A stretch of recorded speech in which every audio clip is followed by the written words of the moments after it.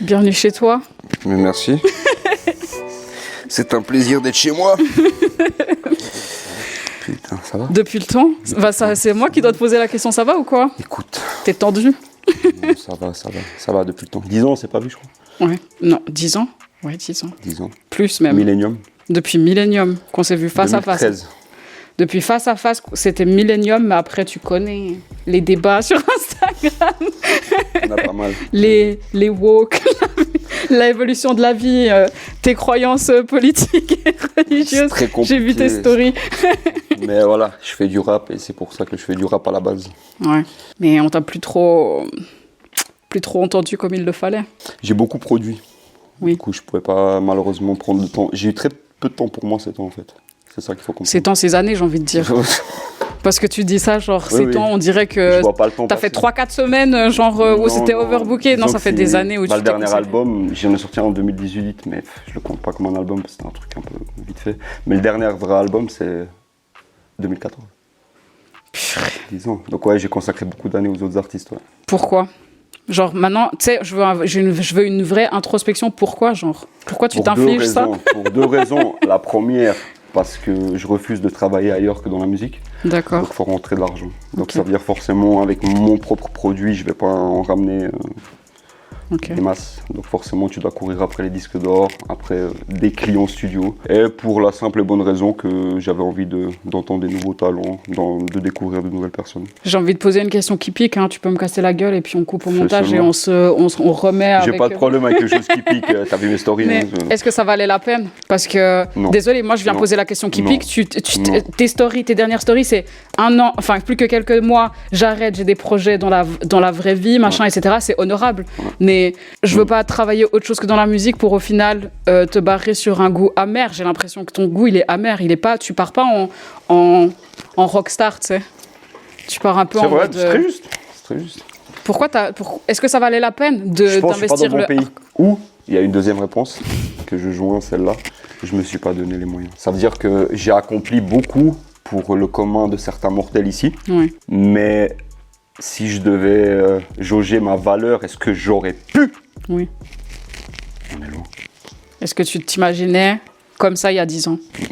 À Millennium, on était sur un gars qui, pour recontextualiser pour ceux qui ne savent pas, parce que depuis qu'il y a l'avènement des médias de 2016-2017, on est sur des choses qu'ils n'ont pas connues. Mais pour ceux qui ne savaient pas, Argo, à l'époque de Millennium, donc en 2013, on était sur un mec qui avait quand même relevé le concours de The Game, qu'il avait relevé haut la main et qui avait pu travailler sur le projet visuel de The Game, qui avait des clips... beaucoup de jeunes ne connaissent même pas The Game. C'est vrai, je leur parle au studio, je parle à tout le monde, c'est anecdote, ils savent pas qui c'est. Comment vous ne connaissez pas The Game? Ils savent pas. Mais on était sur un gars comme ça et qui était beaucoup trop en avance sur son temps, parce qu'à cette époque-là, à mon sens, tu avais 6-7 ans d'avance, parce que quand tu sors le clip Millennium, ton clip, il est même trop lourd pour YouTube à l'époque. T'as dû rafistoler le truc, le machin. Ouais, t'as fait des ralentis, des accélérés, des machins, des prises de vue de bâtard avec Johan Congolo et tout, et toute l'équipe. Dédicace à Johan, d'ailleurs, qui avait accepté. Un truc de malade mental que les gens commencent à se dire, tiens, et si je faisais un peu des trucs comme ça maintenant? Ouais. Tu vois? Ouais. Mais on m'avait reproché ça. Hein. Une dalle. Même les maisons de disques, hein. Le temps d'avance. Oh, les prods, temps d'avance, c'est trop américain, c'est trop en avance. Nous, on veut des trucs un peu plus, tu vois. Là, j'ai juste. Comment on passe d'un argot d'éther à un argot qui part amer comme ça? Genre, je t'écoute, Je pense l'accumulation. Tu vois. Vraiment l'accumulation. En fait, il faut savoir déjà que je suis extrêmement exigeant en musique. Je suis ultra exigeant, mais vraiment, vraiment très, très exigeant. Donc ici, j'ai des sessions où ça se passe un peu comme un robot, où j'enregistre des gens, et il y a des sessions où je suis coach. Et quand je pousse un artiste ou une artiste à ses retranchements, ça va jusqu'aux larmes. Okay. Tu vois. Donc ça veut dire que je la pousse. Et en fait, je pense qu'au fond, j'ai essayé de trouver ces artistes un peu talentueux que je verrais éclore et tout. Et en Suisse, c'est dur. Je trouve que les gens, ils s'investissent pas. Pas qu'ils soient mauvais, mais je trouve qu'ils le prennent pas comme un boulot. Tu vois. Tu vas me dire, oui, mais je gagne pas d'argent avec, donc c'est pas un boulot. Mais si tu es déjà dans le mindset comme quoi tu viens au studio parce que c'est un job, je pense que naturellement, tu vois, ça se développe comme un job. Tu pars amer. Et tu me laisses amer aussi, et je vais te dire pourquoi. Parce qu'il y a un autre grand à moi qui, lui, est plutôt dans le management, mais que du coup, lui, il s'est plus tourné vers le reste du monde, parce que la Suisse, c'est la merde de ouf. Mais lui, il est parti il a posé ses clés sur la table par rapport à la Suisse, genre il y a quelques mois en arrière, puis il a dit moi je reviens plus, c'est mort. Et vous avez une particularité les deux, c'est qu'au final c'est votre sensibilité qui vous a joué un tour. Et une sensibilité, pas une sensibilité de fragile qui chante babe sur des... Non, de l'hypersensibilité. De l'hypersensibilité, parce que vous avez cru en quelque chose, je sais pas, il y a eu un truc à un moment donné, et ce en quoi vous avez cru, ça vous a pas été rendu. Pourquoi ? Moi, tu sais, à l'époque où tu parlais de The Game, cette époque-là, typiquement, j'ai eu des FaceTime avec Taiga, avec The Game, avec tellement d'artistes américains, en fait, parce que forcément, je gérais certains trucs où je devais les avoir en FaceTime. À cette époque, je parlais même pas anglais et j'avais même pas les papiers adéquats pour quitter ce territoire. Tu comprends ? Ça veut dire que carrément, le visa, la vie, m'a mis des bâtons dans les roues. On va parler de ta vie en plus, ça fait partie de ce que je voulais découvrir. T'es un gars, t'arrives à 9-10 ans ici, non ? 8 ans et demi. Ouais. 8 ans et demi. Bosnie, Herzégovine, si je me trompe pas. Guerre. Quand tu poses ton pied sur le sol suisse, est-ce que tu es déjà dans la musique ? Quelle vision t'as ? C'est marrant cette anecdote, parce que je la raconte des fois à des gens ici. La première fois que je rentre dans la musique, j'ai beaucoup écouté de musique, hein. Je cassais les couilles à mon père pour qu'il m'achète, mais on parle de musique folklorique du bled. Hein. Moi, j'arrive qui sont hyper belles, soit dit en passant. Merci. Moi, j'arrive en Suisse et je découvre, je sais pas, Michael Jackson, Boyz II Men, enfin tout ce qui va changer un peu ma vie. Et vers 12-13 ans, en fait, j'ai un groupe de potes qui découvrent le rap, qui ramènent ça, et ils commencent à écrire. Et j'écris. Je sais pas, un mois passe, ils retournent tous au foot à autre chose. Moi, le truc qui m'a piégé. Je me suis dit, mais il faut que je fasse ça. Et le problème, c'est qu'au fil du temps, je me suis retrouvé avec plein de personnes qui ont fait ça avec moi. Et en fait, l'anecdote qui est rigolote, c'est que j'étais le plus nul à chaque fois. J'étais trop nul. Pas dans les temps, le texte, il voulait rien dire, je savais pas faire. Le plus nul. La seule différence entre moi et ces gens-là, c'est qu'ils ont fait des vies. Et moi, le truc, il m'a inspiré. Et on m'a inspiré, c'est pour ça que j'ai toujours cru que le talent n'existait pas. C'est vrai. Et maintenant, t'es tout seul à l'heure actuelle ? Genre. Dans mon studio, tu dis ? Dans ton studio, dans ce que tu produis, Je suis tout seul, ouais, 100%. T'es tout seul. Parce et ça fait combien de temps que t'es tout seul ? J'ai l'impression que t'as toujours été tout seul. Non, ça fait 3-4 ans, tu vois. Ça fait 3-4 ans. Ici, le studio, à la base, il y a eu des collaborateurs. Il y a eu pas mal de collaborateurs. Il y a même eu des gens qui sont sortis de la SAE, des gens qui ont essayé de bosser avec moi ici. Mais mon exigence a été trop pour eux et leur incapacité a été trop pour moi. C'était l'origine Villain Story, c'est qu'à chaque fois, les gens partent autour de toi et quand tu peux enfin faire une équipe, c'est toi qui fais partir les gens.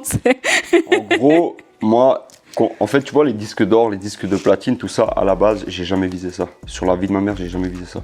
Moi, mon but, c'était, de faire de la musique. Et c'est parti d'une blague entre potes en vacances à la plage. Vas-y, on te laisse 1 an, tu fais un disque d'or. Je l'ai fait 10 mois après. Et c'était quel disque d'or ? C'était cet album-là, quand il est passé en or. Alonso. Tu vois. Donc, et je me suis dit, c'est cool. 2, 3, 4, je dois être à 7 là, et puis 2 platines, je crois. Mais. Ça t'a pas suffi ? En fait, chaque fois que je reçois c'est marrant, à chaque fois je dis à ma meuf, je dis, t'as vu, j'ai fait un nouveau disque d'or. Et puis je retourne vaquer à mes activités. Puis elle est là, mais c'est un truc de fou, non ? T'arrives pas à fêter ? Je m'en fous. T'as fêté aucun ? Les 2 premiers. Tu vois, les 2 premiers, c'est cool. En fait, j'avais besoin de marquer le coup. Je me suis dit, dans ma vie, tu sais, il y a quelqu'un, il m'a dit, une fois, je trouve ça plus impressionnant. Chez moi, j'en ai 2 ou 3 que j'ai fait dans mon escalier. J'en ai fait faire quand même pour chez moi. Et les gens, quand ils passent des invités chez moi ou quoi, ils trouvent ça plus impressionnant qu'un doctorat. Ça l'est ? Des fois, certaines personnes. Je te jure, hein. Mais c'est quoi ta quête au final si t'arrives pas à savourer genre la grandeur de tes choses ? Mais tu te rends compte ou pas ? Ou pour toi, c'est genre tellement banal, genre c'est quoi qu'est-ce qui te manque ? Moi, ce qui me manque, c'est produire des grands, wesh. C'est ta fait avec des Drake, avec vraiment des grands. Mais c'est pour ça que, en fait, tu sais ce que j'ai besoin dans ma vie, là ? Ce que j'ai besoin, c'est en fait d'arrêter la musique et tout ce que je fais ici actuellement, ce studio et tout ça. De voyager un peu, de me reprendre un peu en main. Et à partir de là, quand j'ai fait cette réflexion un peu spirituelle, j'ai besoin de ça en ce moment, je pense que je prendrai un billet d'avant, je partirai aux États-Unis et je tenterai des choses. Je pense, tu vois. Mais je pense que j'ai besoin de ce détachement. Est-ce que t'as des contacts en plus aux States ? Bien sûr, j'en ai. C'est juste le contact physique qui vous manque ? En fait, il y a un truc qu'il faut comprendre, c'est que j'ai fait 3 signatures en maison disque. Les 3 ont été des échecs. Ouais. Dans la dernière qui a dû être cassée un peu de façon tendue. Les gens, ils comprennent pas. La dernière proposition que j'ai eue, c'était, je sais même plus quelle sous-maison disque, de quelle sous-maison disque, on me propose des 50 000 euros d'avance, des 80 000 balles d'avance, des 20 000 balles de studio, de matériel. Je veux pas, ça m'intéresse pas. J'ai plus envie de me faire enfermer dans ce genre de truc. J'ai plus envie de... Surtout, tu connais les avances. Tu perçois plus ta SACEM, tu réussis pas à générer 80 000 balles de hit, t'es en dû. Non, ça m'intéresse pas. Tu vois, il faut que je coupe tout ça. Il faut que je coupe tout ça pour me régénérer. T'es en plein burn-out Ah, je suis en émotionnel. burn. Ah non, mais je suis en dépression là. Là, ça se voit pas, tu vois. Je le Si dis ça, comme non, ça. mais ça, moi je le ressens et ça se Tu voit. vois, c'est pas je une le dépression. Ressens, je le ressens à ton énergie. On parlait des énergies une fois et tout, mais je le ressens. C'est pas une réelle dépression, mais c'est un burn-out, ouais. C'est vraiment un burn-out professionnel. Émotionnel, moi je pense aussi. Émotionnel et professionnel, ouais. Parce Dans que- ma vie privée, franchement, voilà, ça roule bien. J'ai mes enfants, j'ai ma femme, j'ai ma vie. Tout le monde va bien, tout le monde est à peu près en bonne santé. J'ai aucun souci avec ça. Oui, mais c'est pas ça le Mais c'est le taf, ouais. C'est pas ça le truc, c'est que toi, t'es un artiste à la base, t'es quelqu'un d'inspiré et d'inspirant, et si t'as pas ce truc, cette lumière en toi, ben... Je vais le faire, mais au bout d'un moment, c'est bon, ce sera plus possible, tu vois. Le côté mécanique du truc, je peux pas. Je peux pas. C'est pour ça que moi, j'aime bien créer de... Je me suis mis dans le défi quand j'ai fait cet album, déjà, tu vois, 14 titres. Et je me suis dit, non, faut... Je me suis enfermé ici, quitte à sortir des morceaux qui vont pas être compris. En fait, j'ai pas... Sur cet album-là, j'ai pas voulu... Alors, tu sentiras des inspirations de morceaux qui existent, c'est logique, tu vois. Mais sur cet album-là, j'ai voulu vraiment faire un espèce de... J'écoute pas ce qui se fait, j'essaye de tenter sur le moment ce qui me plaît. Et si des gens, quand ils écoutent, ils se disent « Ouais, mais c'est pas d'actualité, ouais, mais c'est un peu bizarre », je m'en fous. J'avais besoin de le faire comme ça sur ce moment-là, tu vois. Et l'album a 0 feat.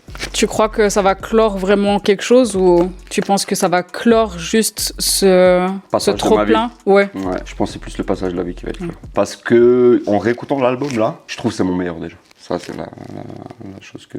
J'ai hâte de l'écouter, que- par rapport. C'est pas possible, j'écris pas comme il y a 15 ans, tu vois, j'ai pas la même maturité. Cet album, il est... D'ailleurs, une des choses qu'on m'a le plus sorti à l'écoute de l'album, c'est on voit que tu t'es fait chier pour que chaque phrase soit... Oh, mais elle fait comment, genre? Elle fait comment? Déjà, t'as la tête tout le temps qui part dans tous les sens parce que un moindre truc, il se passe un truc en Ukraine, tu vas être là. Putain, vous savez, en 1903, ce qu'on vous a Ouais, pas dit, c'est nanani, nanana. Quand t'es pas comme ça, t'es en mode. Ouah, tu sais, ça m'avait grave touché d'un truc comme ça. Et quand t'es pas comme ça, t'es avec la musique. Mais donc, la place de ta femme, pourquoi? Comment elle fait? T'es une très bonne personne, qu'on s'entende. Je le dis pas dans le Merci. sens. Bah déjà, elle est un tout petit peu plus jeune que moi, tu vois. Elle est très artiste, elle a une âme d'artiste aussi, elle fait du dessin, elle a fait du tatou.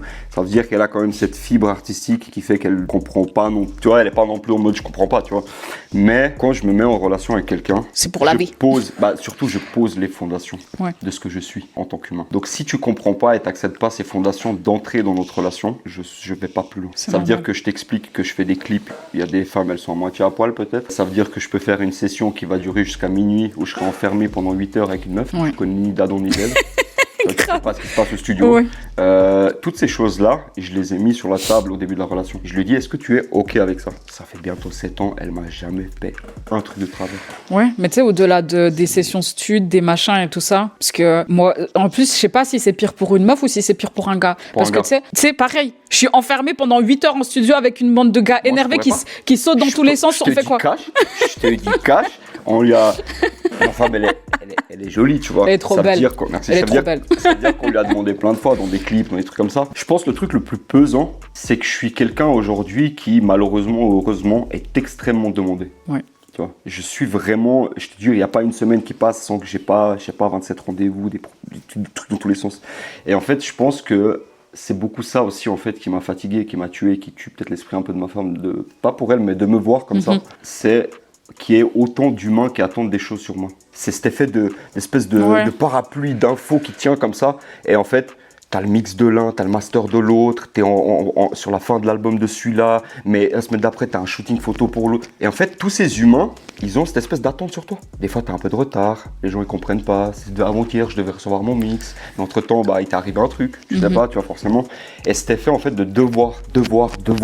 Ouais. C'est ça qui... Voilà, si on cherchait vraiment la réponse, je trouve la plus solide, c'est ça, je pense, qui m'annihile le plus mon envie, tu vois. Et voir ma femme me voir comme ça, tu vois, je dors 4 heures par nuit, je me réveille toutes les 15 minutes, c'est une angoisse.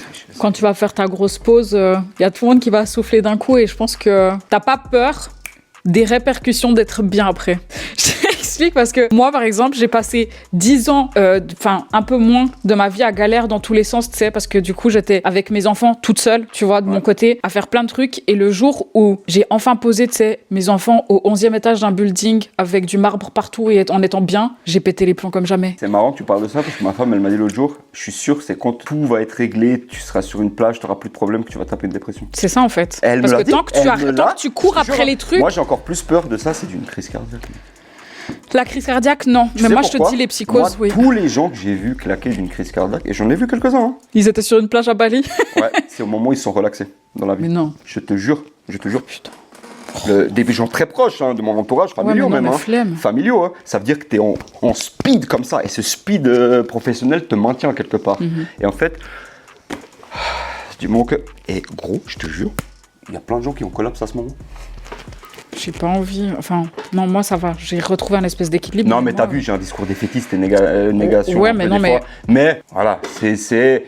Mais de toute façon, quoi qu'il en soit, je sais que 6 mois vont passer. Je vais péter un plomb. Je vais réouvrir un studio, je vais faire un truc. Je sais, je vais péter un plomb. Je sais. En fait, c'est que. Amy, j'ai un nouveau projet là. Vraiment, quand tu peux passer au studio. Ouais, mais- J'ai ouvert un studio à Renan cette fois. Genre, il est au sous-sol d'un kebab, mais genre un truc, t'as jamais vu ça. Truc de fou. Mais en fait, carrément, le problème, c'est que je m'oublie. Ça veut dire que ma meuf, elle me dit, ça fait 6 mois que tu t'es pas fait une garde-robe. Ça fait quoi, 3 ans que t'as pas vu la couleur de la mer. Ça fait que, tu vois, en fait, je me suis trop interdit. Tu vois, ça veut dire que ce qu'il faut acheter, je l'achète. Sinon, si c'est pas utile, j'achète pas. Pourquoi t'arrives pas à moi, Parce que j'ai été éduqué En vrai, comme je te ça. dis C'est ça. l'éducation. C'est l'éducation. En vrai, je te dis ça, mais je suis la même. C'est l'éducation. Je suis à la même parce que j'ai les deux, je dois gérer l'école des deux, j'ai les deux à gérer, j'ai ça, j'ai mes études, j'ai les Je sais pas pourquoi on s'inflige ça. Parce que moi, j'ai eu un papa très comme ça. Tu vois, je l'ai vu. Tu sais, typiquement, mon père, voilà, c'est un misogyne macho. Je l'aime et tout ce que tu veux, mais c'est l'anniversaire de ma mère. C'est tiens, mon porte-monnaie va t'offrir un truc. Mais frère, fais un effort. Sors, achète une bague, emballe-la et puis tends la main, non? Tu vois? Et en fait, ça m'a valu beaucoup de pépins dans mes relations personnelles. Où typiquement, carrément, un anniversaire passait, et puis moi, je me réveillais, et puis la personne, elle est là, ben.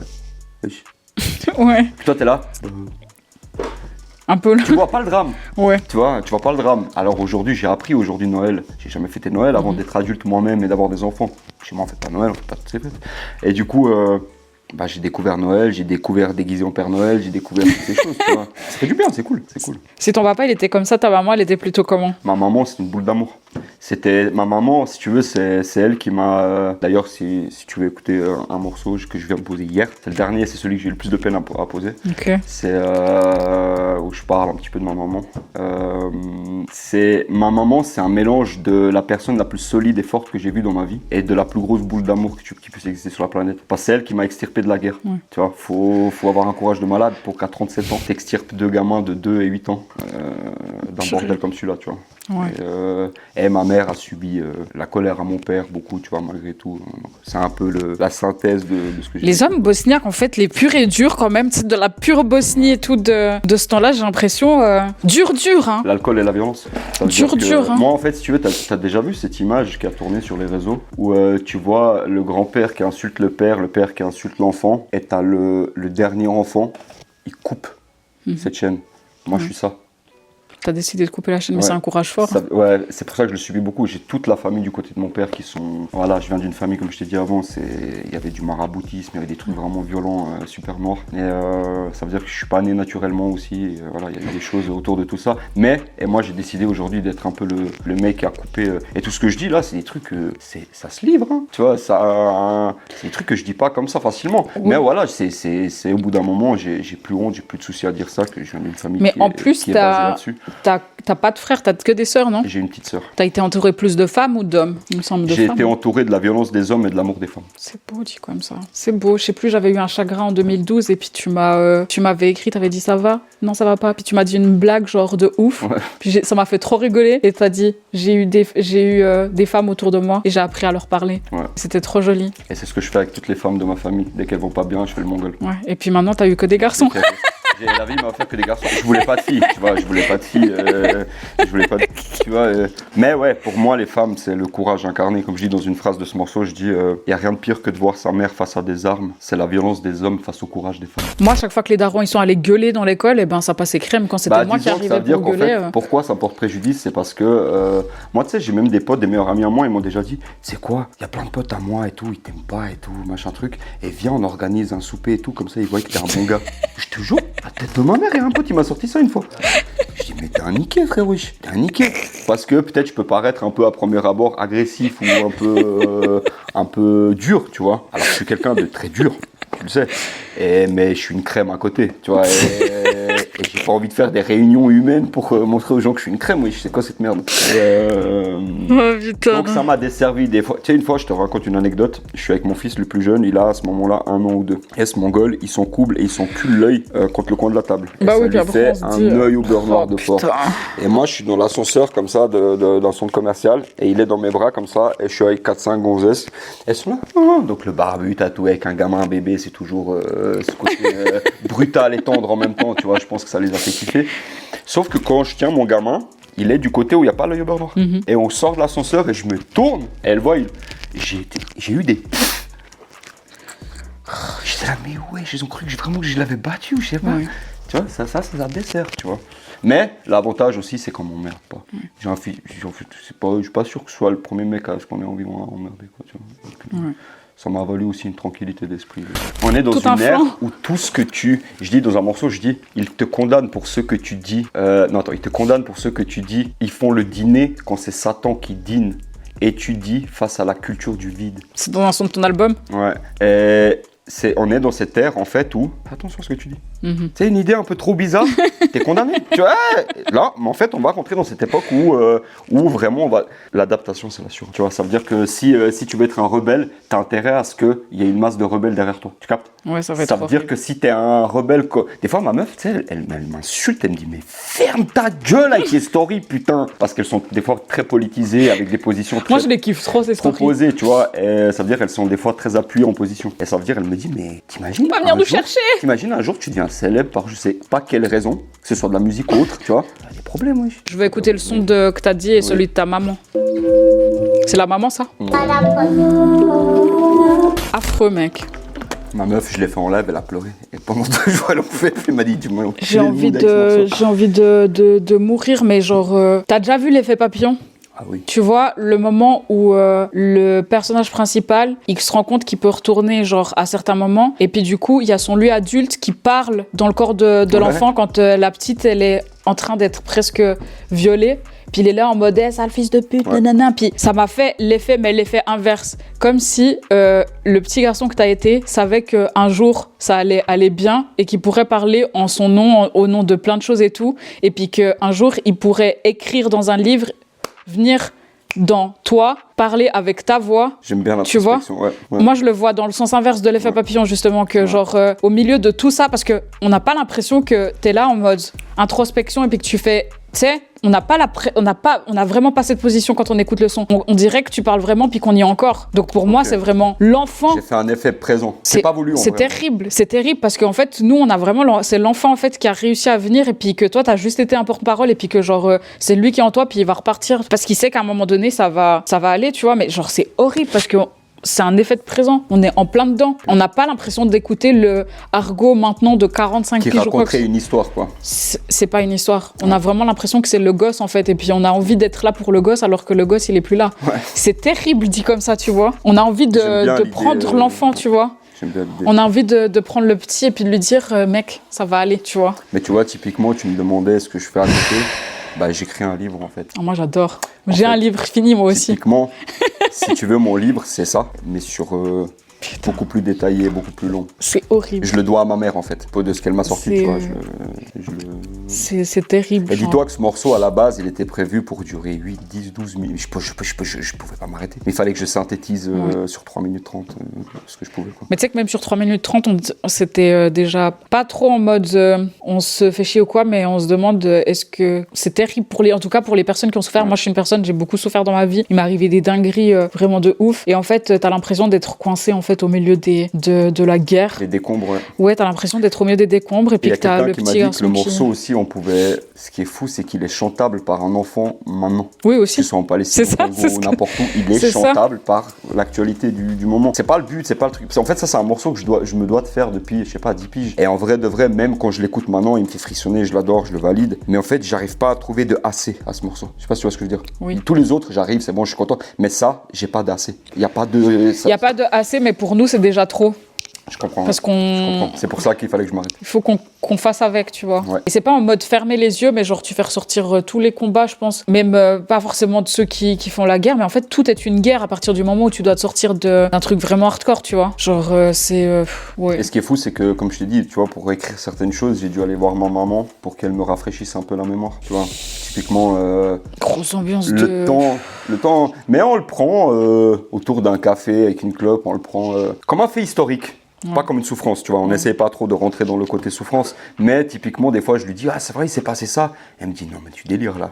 Et puis elle me raconte la vraie histoire. Ou des fois, je me dis, ah, mais t'as vu, il n'y a pas eu ça. Elle me dit, si, ça s'est passé, moi je suis là, un truc de fou. Et le temps fait bien les choses. Ça veut dire qu'il est en train d'effacer ma petite mémoire de jeune enfant, tu vois. Et, mais j'ai pas envie d'oublier, tu vois. Moi, je pense que j'ai vu l'enfant, comment t'étais. Parce qu'en plus, comme j'ai des dons un peu bizarres là, ok, t'es pas dans ça. Mais moi, je pense que je t'ai vu enfant, en fait, à travers ce son. Et puis mais c'est marrant que vu tu parles d'enfant, on l'a cité plusieurs fois. Mais ma femme actuelle, il y a un truc, ça fait 6 ans qu'elle me répète, elle me dit, pourquoi t'as tué l'enfant en toi? Pourquoi tu ne laisses jamais vivre cet enfant qui est en toi, tu vois? C'est, je sais pas, comme si je m'interdisais. Ça veut dire, je pense, c'est l'éducation brutale du père. Je pense c'est, on est des hommes, on doit tenir, tu vois. Tu sais, hein, comme je disais dans ma story hier, quand un homme, il passe 15 minutes dans la place de parc au lieu de monter dans l'appartement, c'est pas pour écouter sa chanson favorite 4 fois. Lâche. C'est des moments où on est seul, on lâche, tu vois, parce qu'il y a un surplus, parce que... Mais nous, on est comme ça. Mais ouais, mais on se rend pas compte. J'y pense parce que justement, tu sais, je suis en plein dans le fait d'enlever mes enfants du harcèlement scolaire qu'ils ont et tout. Et puis, en fait, ce burn-out et tout, ça a remis aussi beaucoup de choses en question. C'est que moi, j'ai été harcelée, mais après, mes parents, ils ont fait comme ils ont pu, entre guillemets, mais ça a vraiment été des parents pétés, genre au sol et tout. J'ai subi un harcèlement, mais genre conséquent, genre qu'on peut même pas imaginer à l'heure actuelle, tu vois. Et en fait, mes enfants, ils ont dit, ouais, pourquoi on peut pas rentrer tout de suite à la maison? Puis j'ai dit, parce que moi, il faut que je fasse aussi un cheminement, genre, ça a remis beaucoup de choses en question et tout. Et mon fils s'est mis à pleurer, alors que justement, il a le spectre autistique, tu vois. Donc c'est pas un enfant qui est apte, entre guillemets, à pleurer, à avoir de la compassion et tout. Puis j'ai dit, mais pourquoi tu pleures? Parce que je lui ai dit, enfin, sans rentrer dans des détails de ouf, mais le harcèlement que moi j'ai subi, qui était genre, certes, beaucoup plus gros que le leur, mais c'est pas parce qu'il était plus gros que le leur devait pas être entendu, tu vois. Ouais. Et il s'est mis à pleurer, puis j'ai dit, mais pourquoi tu pleures? Puis il me dit, parce que aujourd'hui, là maintenant, je prends conscience que t'as été une enfant et que j'aurais aimé être là pour toi, Ouais, tu vois. Et en fait, on oublie qu'on a été des enfants quand on est trop, tu vois. Et des fois, on devrait juste prendre cet enfant par la main et lui dire, tu sais, ce qui est ouf, c'est que je me souviens que des drames. Ça veut dire carrément, maintenant, tu me dis, vas-y, cite-moi une anecdote de tes 8 ans, ou de tes 7 ans, ou de tes 6 ans, un truc qui t'a marqué, que tu te souviens, que t'aimes trop. Je te jure, j'ai beau fouiller. Après, peut-être que si je fais de l'hypnose, une thérapie, un truc de fou, il y a des trucs qui vont dégueuler de mon cerveau, tu vois. Mais là, comme ça, je pense qu'il y a eu tellement de violence dans ma vie. Ouais. J'ai vu que de la violence. Je te jure, j'ai grandi qu'avec de la violence. Et après, peut-être que cette énergie violente, malgré mon physique qui peut paraître violent déjà au premier abord, tu vois, ça envoie aussi, je sais pas, c'est... Tu vois, pourtant, le argot violent et tout, je l'avais plutôt en c'est mon indémon millénium. Ouais, quand tu rappais comme ça, et je le voyais là. Maintenant, j'ai jamais vu un argot aussi transparent aussi. Mais je suis plus violent du tout. Ouh là là. Non, mais c'est pas possible. La violence, c'est le truc que j'interdis le plus à mes enfants. Dès qu'il y en a un, il dépasse un seuil de violence mais c'est le truc, ça me fait schizer. C'est pas possible. Je viens d'une violence et je suis la chaîne qui a coupé la violence dans cet entourage. Donc je ne peux pas, c'est hors de question. Faut avoir du cran pour couper la chaîne de la violence. Ouais, je le prends. C'est bon, tu vois, j'ai les épaules pour... En fait, j'ai l'impression, des fois, d'être surhumain, que je pourrais encaisser comme ça pendant 120 ans, tu vois. Mais voilà, j'ai 40 piges cette année. Pardon, je sens la fatigue, oui. Je sens la fatigue. T'as vu, j'ai 40 ans, je dis wesh et je suis fatigué. Mais pourquoi tu m'as dit que t'avais 45 ans alors? Je t'avais jamais dit que j'avais 45 ans. Je sais pas, j'ai dit t'as quel âge? Laisse-moi tranquille, j'ai même pas 40. Mais laisse-moi tranquille. Je t'ai dit t'as 55 ans, t'as dit j'en ai 45. Mais non, jamais de la vie encore. Purée, en plus avant j'ai dit 45 ans j'ai dit ouais, maintenant t'as 45 ans. Tu mettras un astérisque avec le vrai âge. Non, ça va. En plus, j'ai de la chance, je parais plus jeune. Donc ça va. Ouais, bof. Non, je rigole. Tu trouves, toi? Je te voyais plus vieux, moi, je comprends pas. Non, mais ouais, c'est... Putain, t'es trop fort. C'est mon nouveau rappeur préféré. Je vais mettre un banger. Parce qu'en fait, ce qu'il faut savoir, c'est que Swiss Bangers. L'album contient 80% des bangers patates. Et en fait, il y a 20% de morceaux comme celui-là de maintenant que t'as écouté qui sont un peu... Ok, mets un banger pour...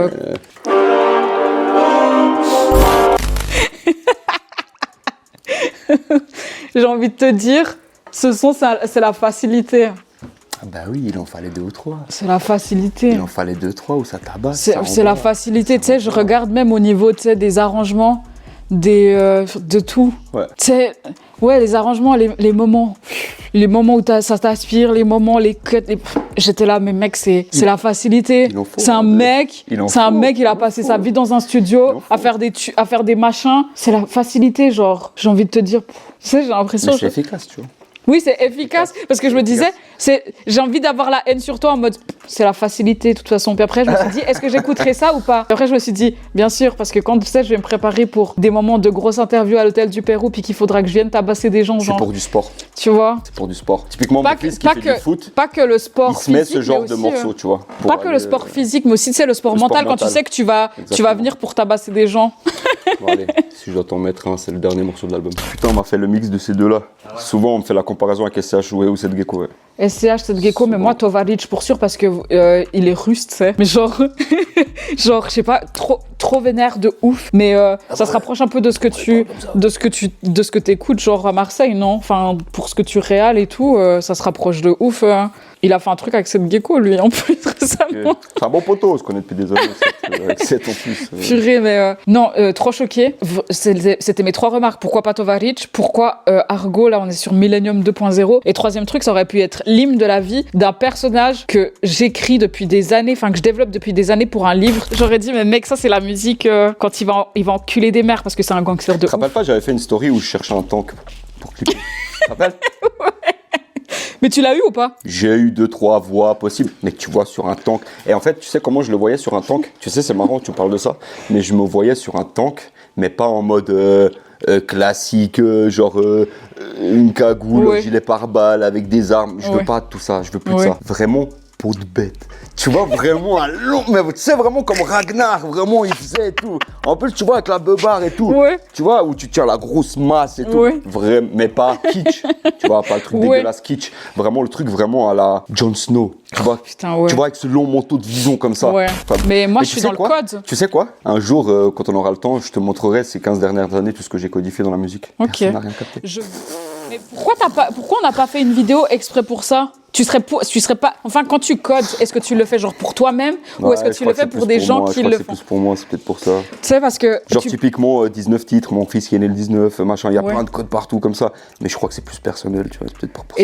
Et tu voudrais le garder pour toi ou pas? Parce que tu sais que moi, à la base des bases, moi je suis trop à mort dans la symbologie, le code et tout. Parce que moi, j'avais 7 ans. Tu sais, les magazines des daronnes quand elles vont à la plage puis qu'il y a des mots fléchés, des trucs et tout dedans. Il y avait un problème de maths assez complexe sur comment il fallait coder un truc et puis décoder une phrase. Puis c'était vraiment pour des daronnes de 30 ans. À 7 ans, je l'avais décodé. Tu vois? Et moi, à la base, je suis dans la cryptographie. Je suis trop à mort là-dedans. Et des codes, il y en a partout. Le monde est un code. Bah, et de hiéroglyphes et tout ça, t'aimes bien. Mais tout le monde est un code. Ta façon de t'habiller, c'est un code. Parce que tu vas vouloir exprimer à quelqu'un de façon subtile, c'est un code. Quand on parle d'une certaine façon, c'est un code. Quand on regarde il y a tout qui a un code, en fait, dans ce monde, tu vois. Et moi, quand je suis en rendez-vous d'affaires, je codifie beaucoup mon comportement. Mais il y a tout qui a un code, mais c'est fait exprès, par contre. Oui. J'ai beaucoup lu sur l'attitude un peu.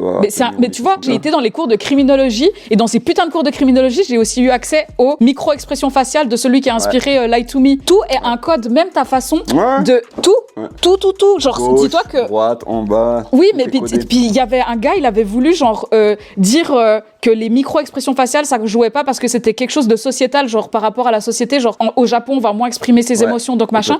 Mais en fait, il y a un gars qui avait suivi les cours de ce gars-là. Ben, il était japonais et pour prouver l'inverse, il a été dans des Jeux Olympiques d'aveugles.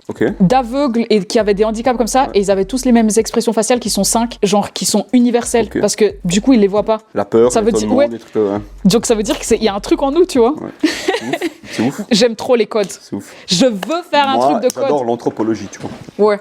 L'étude du comportement humain, c'est quelque chose qui me fascine au plus haut point. C'est ce qu'on peut ressentir à ce moment, pourquoi t'es comme ça, pourquoi les psychopathes ils sont comme ça, pourquoi il a violé sa mère, pourquoi... Ces trucs, ça me passionne de ouf aussi. Mais c'est codé aussi. Le codage, c'est ça, tout ce type de codage, c'est trop intéressant. Moi, c'était ça que j'avais fait pendant le creux où j'étais pas là, parce que j'ai eu ma sclérose en plaques, j'ai eu le diagnostic, puis après, j'ai pété un câble, et puis je me suis mis dans les ordinateurs, et puis après, j'étais en université pour devenir, chef cybersécurité, ceux qui gèrent tout le monde, tous les trucs, et puis qui ont la stratégie de protection et la stratégie d'attaque. Donc voilà, mais à fond. Mais si c'est réfléchi, parce que si c'est un truc que tu as envie de garder pour toi, on filme pas. Et moi, je viens genre à fond pour que tu m'en parles. Ouais. Mais si on peut filmer... Ouais, je vais réfléchir pour qu'on filme. Ouais. Il faut déjà que je me souvienne de tout, parce que là, j'ai une proposition, en fait, c'est des gens de France, de Lyon, si je dis pas de conneries, c'est un journaliste français qui se passionne pour la diaspora balkanique.